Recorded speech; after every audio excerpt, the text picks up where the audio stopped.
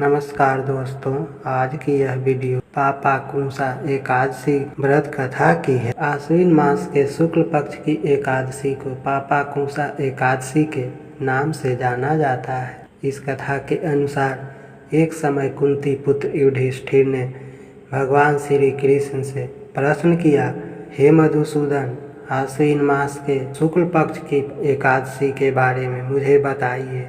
इस एकादशी का क्या नाम है तथा इसका व्रत कैसे किया जाता है? इस व्रत को करने से क्या फल मिलता है? कृपया करके यह विस्तार पूर्वक बताइए। अर्जुन की उत्सुकता को शांत करने के लिए भगवान श्री कृष्ण कहते हैं, यह एकादशी पापकुंसा एकादशी है। यह पाप रूपी हाथी को महावत रूपी अंकुश से बांधने के कारण पापकुंसा एकादशी कहलाती है। इस एकादशी के दिन भगवान श्री हरि विष्णु को अति प्रिय है। पापकुंसा एकादशी की व्रत कथा के अनुसार प्राचीन समय में विंध्य पर्वत पर क्रोध नाम का एक बहेलिया रहा करता था। वह बहुत क्रूर था। उसने अपना सारा जीवन हिंसा, लूटपाट, झूठ बोलने, मदिरा का सेवन करने और गलत संगत में रहने जैसे सभी पाप कर्मों में बिता दिया था।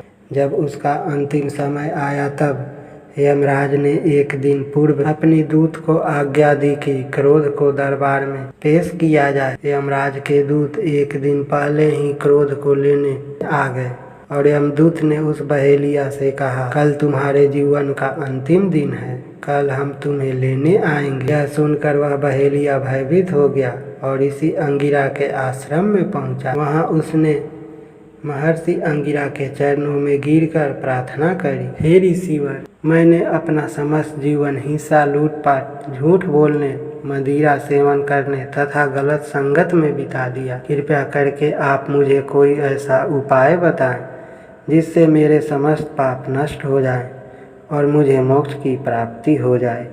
इस प्रकार बहेलिया के अनुग्रह करने पर महर्षि अंगिरा ने प्रसन्न होकर उसे आश्विन शुक्ल पक्ष की पापकुंसा एकादशी का विधि पूर्वक व्रत करने को कहा तथा श्री हरि विष्णु के पूजन का विधान बताया। उसे बहेलिया ने ऋषि अंगिरा द्वारा बताए अनुसार विधि विधान से पाप अंकुशा एकादशी का व्रत किया। अपने द्वारा किए गए समस्त पापों से छुटकारा पा लिया। आश्विन शुक्ल पक्ष की इस पापकुंसा एकादशी के व्रत तथा पूजन के प्रभाव से जब यमदूत ने यह चमत्कार देखा तो वह बिना क्रोध को लिए यमलोक वापस लौट गए।